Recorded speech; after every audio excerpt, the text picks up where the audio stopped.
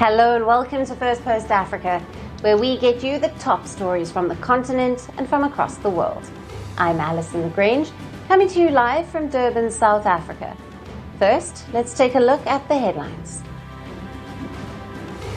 Prime Minister Narendra Modi inaugurates Global Artificial Intelligence Summit in New Delhi. The meet brings together world leaders and tech CEOs to discuss AI risks, job losses, and global regulations. Iran's Foreign Minister Abbas Araghchi meets the head of the UN nuclear watchdog agency, Rafael Grossi, in Geneva, ahead of the second round of talks with the US over Tehran's nuclear program.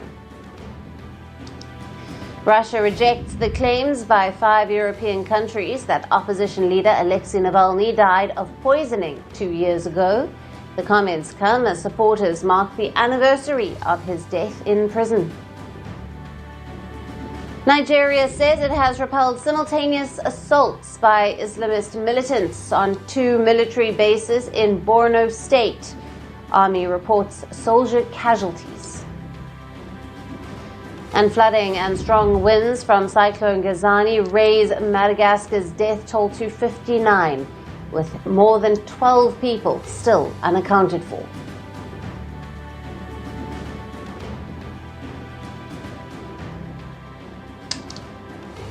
Hello and welcome. Our lead story tonight. Africa has delivered a sharp message to the world. Stop the exploitation. At the African Union Summit, the Italy-Africa Summit, and in Pretoria, leaders call for a reset in global power relations. South African President Cyril Ramaphosa issued a stark warning against what he described as a new form of colonialism, as global powers set their sights on Africa's mineral wealth. Ramaphosa stressed that Africa must stand united to prevent being exploited for its rock, soil, and dust.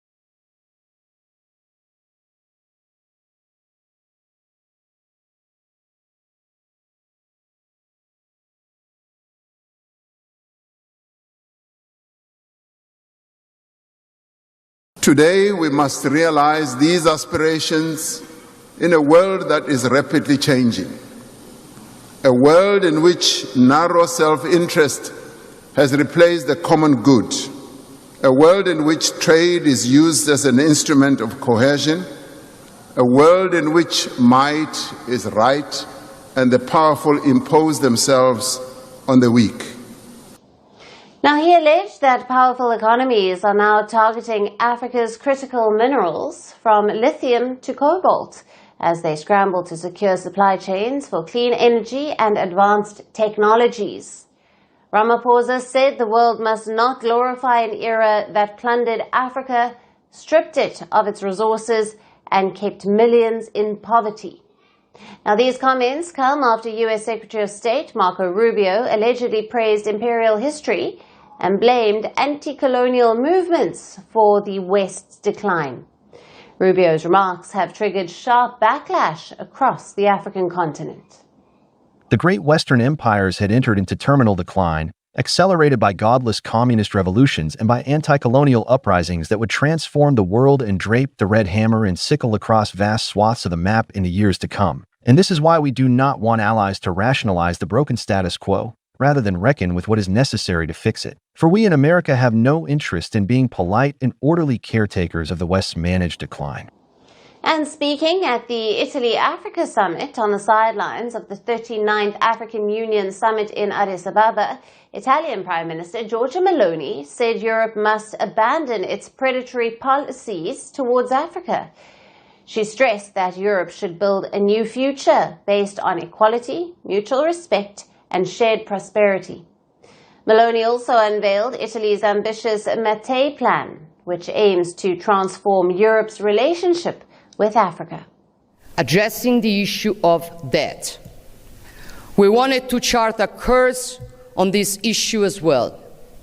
Therefore, Italy has decided to launch a vast program to convert the debt of African nations, which includes among its main points the complete transformation of the debt of the most fragile and vulnerable countries into investments. The goal, Meloni said, is to give African governments the financial space they need to support their people and drive economic growth without falling into debt traps set by powerful global lenders. Adding further weight to the moment, United Nations Secretary-General Antonio Guterres delivered a blunt and uncompromising message. At the African Union Summit, Guterres said the exploitation of Africa's resources must end immediately and completely. The absence of permanent African seats in the Security Council is indefensible. This is 2026, not 1946. Whatever decisions about Africa and the world are on the table, Africa must be at the table. No more exploitation, no more plundering. The people of Africa must benefit from the resources of Africa. The message from Africa is clear and united. Africa is asserting that it will no longer be the world resource warehouse or a source for one-sided exploitation. Leaders are demanding partnership, not patronage, development, not dependency, dignity, not domination. Now, to discuss the implications of the strong message and what it means for global power relations, we have with us Stella Agara, Governance and Security Analyst from Nairobi. Thank you for being with us, Stella. Welcome to Firstpost Africa. Thank you for having me. Now, leaders are calling for an end to Africa's exploitation. What would a genuinely equal partnership between Africa and global powers look like in practical terms? Alison, that's a good question, and I have a few pointers to what I'll be looking at to determine whether the partnership between Africa and its friends across the world is equal. And one of those is a partnership where especially the colonial lords who are benefiting from Africa actually acknowledge the privilege that they have been able to gain by virtue of having taken advantage of the resources from Africa during the colonial period, taken advantage of the development differences and disparity, and continued services to Africa where we were trading unequally with them for a couple of years. And of course, an acknowledgement that any form of that kind of privilege that is ongoing today, like the kind that France has been advancing in its 14 former colonies, is put to an end. Because an acknowledgement of the privilege then sets the standards or the base for negotiation of even better partnerships. The second one is replacing aid with trade. As a tax justice activist, one of the factors that you contend with is the fact that Africa is losing more in tax evasion and tax avoidance than it is making in the form of aid. For every dollar that we receive in the form of aid, we lose between $3 and $8. And so this continent is a net lender if we don't find ourselves in a place where we are leaking resources, based erosion and profit shifting, trade mispricing that is mostly by multinational companies, who then benefit the colonial powers who took advantage of our markets. And the last thing I'll say is allowing the owners of resources to actually price their resources, allowing countries to self-determine, allowing Africans to make decisions about how they're going to sell their gold, their silver, their diamond, their uranium, everything that this continent is endowed with. That is a long conversation that must start now, because we are now more educated. We have the capacity to understand what we own, and we have the capacity to price it and sell it at market prices so that our countries can also benefit from it. Right. Yeah, and Stella, with President Ramaphosa warning against new colonialism, what forms could that take today, particularly in the areas like these critical minerals, energy, and as you've touched on, their debt? And I'm glad that President Ramaphosa mentioned that, because already we can see that different countries are positioning themselves, especially former colonialists, are positioning themselves to come and scramble for Africa again. One of the best examples is in DRC, and I think I have been in this studio before talking about even the entrance of different actors in terms of providing the security for DRC. You know that the US has made a deal to provide security for DRC, but in exchange, they're collecting minerals, and some of the companies that have been brought in to support that process are not companies that are just going to be focusing on providing security, but President Trump and his administration are focusing on actually taking advantage of those minerals, getting them at rates that are lower than the market price, and of course, taking advantage of other things, including the development of AI technology, setting up data centers that may eventually take advantage of the water resources in the country. So it's taking over a country without necessarily looking like they're taking over a country. The other is neoliberalism, which assumes that in every single trade is a willing buyer and a willing seller. Unfortunately, Africa finds itself consistently on the raw end of this conversation because they are never arriving on the table as an equal partner, never arriving with sufficient resources to be able to process, manufacture as much as the developed nations are finding themselves. And so neoliberalism and the thinking that now everyone in the market is free, everyone is willing to sell what they're selling, and everyone is buying what they're buying at a fair rate is actually a mistake in terms of the negotiation. Of course, there's irresponsible lending by the Bretton Woods institutions and the money lenders now, providing loans to countries that they know will cripple them completely and put them in difficult situations. Kenya is one of the countries that has been afforded loans even after looking like they do not even have the capacity to service the loans that they already have. Kenya is just one example. There are examples right across sub-Saharan Africa. And I think those are conversations that we have. The climate negotiations are also presenting carbon trade conversations that eventually are handing over critical natural resources to foreign nations, and especially some of those colonial nations and capitalists who then continue to lord over the owners of these natural resources and to give them advantage after having exceeded their emissions in their own countries of actually buying the right to continue emitting while preventing African nations from enjoying the natural resources that they have conserved by living through their indigenous ways of conserving the environment. So I think there's a level of unfairness that is in a lot of processes that we talk about around the world that we may not be able to exhaust in this broadcast, but I think it's a conversation that definitely must be held, and I'm glad that the Prime Minister of Italy is pushing this conversation as strongly as she is. Yes. Yeah, on that, with Europe's Mate plan and, of course, the growing competition from the US, China and Russia, does Africa now have greater leverage, or is the balance of power still uneven? Her Excellency Giorgia Meloni has actually taken a step that very few colonial powers would be willing to take. I am extremely impressed, Alison, that this is an initiative coming from a woman, especially because it is women and youth who bear the biggest brunt of the tax justice crisis and of the economic crisis that we experience in the world. And so for me, number one is to applaud the efforts that she has made. I think the Mate plan provides a starting point for these kinds of negotiations.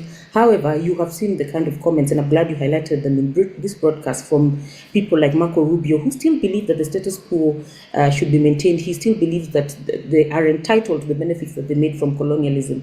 And so, indeed, on one end, Her Excellency Giorgia Meloni has made very good steps in creating a platform for us to spring from in having these conversations. However, there are elements in this world who still believe in colonialism. If given a chance, they would go back to slavery. If given a chance, they would go back to that place where people were taking advantage of each other, and that we lived in this world like animals who cannot share the resources that we have in this globe. One of the assignments that we have as Africans, especially having had the raw end of this conversation for a very long time, is to educate people on how to share whatever resources that we have, to remind people that we also have a right towards these resources. But number three, to support voices like the voices of the Prime Minister of Italy that are now beginning to speak against some of the exploitation that is happening in Africa. And I think the last thing that I would say is that our leaders need to send better negotiators on the table to call out any actors who are actually exploiting the continent, which is why you will see that there are very many young people who celebrate the likes of President Ibrahim Traore, and especially ensuring that anybody who is trying to twist the arms of Africans in further negotiations in the future are actually called out and are reminded that we do not live in the ages where slavery was okay. We do not live in the ages where human rights was not recognized. But as the UN Secretary General says, that we are now in a new age and we must start behaving like human beings and not compete over every resource like monkeys. I think there's an assignment, a huge assignment to be done, but we must all awaken to the fact that the kind of talk that Marco Rubio is advancing cannot be tolerated, because those times when they exploited Africans, they just sat down and watched are long gone. Stella. Yes. As always, great to have you on the show. Thank you, Stella. Thank you for having me. Now, China is opening its market to Africa on a scale the continent has never seen before. From May the 1st, Beijing will officially scrap tariffs on all products from 53 African countries. In simple terms, nearly the entire continent will get duty-free access to the world's second largest economy. The directive was announced in a message from Chinese President Xi Jinping to leaders gathered at the African Union Summit in Addis Ababa. Starting May 1st, 2026, China will fully implement zero-tariff treatment for 100% of tariff lines for 53 African countries with which it has diplomatic relations. This historic move is not merely a trade policy, it is a strategic bridge that will provide new opportunities for African development and help us create a high-level China-Africa community with a shared future. Before this, China had already granted duty-free access to 33 African countries. The new policy now extends that system to almost the entire continent. But there is one exception, excluded from the All-Africa deal. Reports confirm that Eswatini is the only country left out. Analysts say the reason is strictly diplomatic. Eswatini maintains ties with Taiwan, which Beijing claims as its territory. Analysts say the exclusion sends a clear signal that trade access follows political recognition. The announcement also comes at a moment of global trade uncertainty. The United States recently extended the African Growth and Opportunity Act only until the end of 2026. African business say the short extension makes long-term planning difficult. Now, African countries are also still locked in complex trade negotiations with the European Union, with governments worried that cheap imports could hurt local industries. Leaders across the continent have welcomed Beijing's move, calling it a new chapter in China-Africa relations. This is the most exciting announcement that Africa could receive at this particular time when we're at the AU.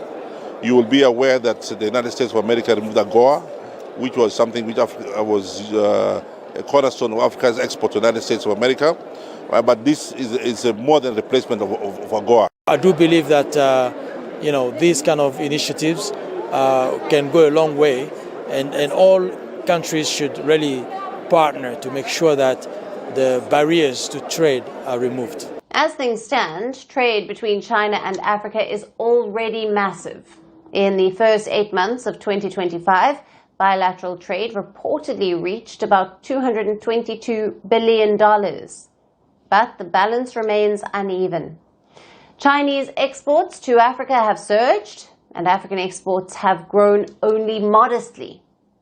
Now, Africa mostly sells raw materials: crude oil, copper, cobalt, iron ore, and minerals alone account for about 40% of China's imports from Africa's least developed economies. In return, China exports machinery, electronics, and industrial equipment, along with large volumes of renewable energy technology like solar panels. Economists estimate that China may give up about $1.4 billion in tariff revenue under the new policy. Beijing says the goal is to boost African exports and narrow the trade gap. However, this access did not come out of nowhere. African leaders have been pushing for years for greater access to Chinese markets. South African President Cyril Ramaphosa recently held trade talks in Beijing. Uganda's President Yoweri Museveni has also repeatedly called for action on trade imbalances. But analysts say that zero tariffs do not remove every barrier. Shipping costs from landlocked regions remain high. Meeting Chinese regulatory standards can be difficult for small exporters, and many African countries still lack the industrial base to export finished goods. Now, China says it plans additional financing and trade facilitation support for businesses operating in Africa. And that support is designed to make African goods easier to sell in China. So, Chinese tariffs may soon fall to zero, but the real question is what Africa sells to Chinese markets. If raw minerals go out and finished goods come back, the trade deficit is unlikely to change.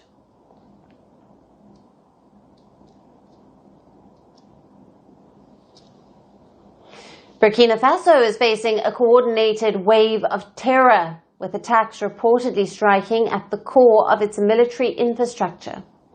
4 military bases in 4 towns in the span of just 4 days, with at least 10 people dead.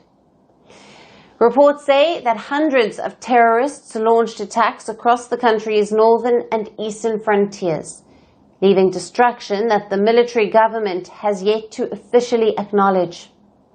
Now, the first reported strike came on Thursday. Terrorists attacked a military detachment in Bilanga in the east of the country. Security sources say that at least 10 soldiers and civilian volunteers were killed, and attackers reportedly remained at the scene until the following day. Now, on Saturday, the northern town of Titao was hit next, and reports say that terrorists targeted the army base there, with part of the installation reportedly destroyed. Now, that same day, another military position in Tanjari in the east was attacked, and reports say that several officers were killed. Then on Sunday, terrorists launched another assault on an army detachment in the northern town of Naire. Reports have only confirmed the Bilanga deaths, but with the installations damaged in multiple locations, the overall toll remains unclear. Social media claims suggest far higher casualties, but those numbers have not been independently verified. The geography of these attacks is significant. Northern Burkina Faso borders Mali, the eastern frontier borders Niger, and both zones are widely reported terrorist corridors. Now, groups linked to the Islamic State and Al-Qaeda's JNIM have operated there for years, moving across porous borders. Now, the violence is no longer just a domestic crisis, as it is affecting civilians beyond Burkina Faso. Authorities in Ghana say that a truck carrying tomato traders from the country was reportedly caught in the Titao attack. And officials say that the Ghanaian embassy is now working with Burkina Faso authorities to confirm details and to identify anyone involved. Meanwhile, in the capital of Ouagadougou, the government led by Captain Ibrahim Traore has not issued an official report on the attacks. Burkina Faso has been under military rule since the 2022 coup led by Traore. The junta seized power, promising to restore security. But it is recently seen that authorities have increasingly stopped publicly communicating on terrorist incidents. Burkina Faso has battled terrorism for more than a decade. Conflict monitoring groups report tens of thousands of civilians and soldiers have been killed since 2015. More than half of those deaths reportedly occurred in just the past 3 years. Meanwhile, Burkina Faso now tops the latest global terrorism index, becoming the first country outside Afghanistan or Iraq to hold that position for 2 straight years. Across the wider Sahel region, over half of all global terrorism deaths are now reported there, and Burkina Faso is now one of the conflict's main battlegrounds. Ibrahim Traore took power promising to put an end to terrorism, but with attacks now hitting multiple military positions in just days, the question is whether this is a series of strikes or the start of a broader offensive the army may struggle to contain.